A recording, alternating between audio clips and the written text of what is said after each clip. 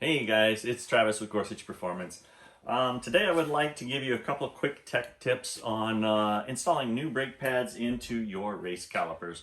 Whether it's ours or a Stop Tech or a Willwood or whoever's, typically you want to make sure that the pads are appropriately fitting into your calipers. The way the caliper and the pad sits on the bench is one thing, but you got to remember that when you're racing this car and you're really using the brake system, it's going to get a lot of heat into the system. With all that heat comes the thermal expansion, and the aluminum housing growing at a different rate than the steel backing plate on your pads can cause things to bind, and we don't want things to bind in our racing system, especially in the brake system. So what you'll want to do is you want to take your brake pads and look at the edges of them, and a lot of times the steel backing plate will stick out just a little proud of the pad material.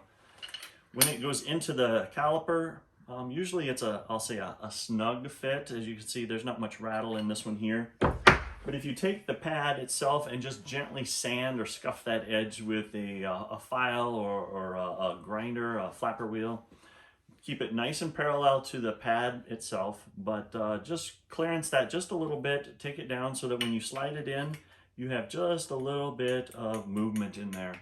That'll allow everything to expand and stay happy without really binding when you put a lot of heat and temperature into the system. So hopefully that'll help you guys out and keep your brake system working free and consistent throughout your racing program. If you guys have additional questions, don't hesitate to give us a call at 951-310-0560 or go to our website at gorsuchperformancesolutions.com. Thank you.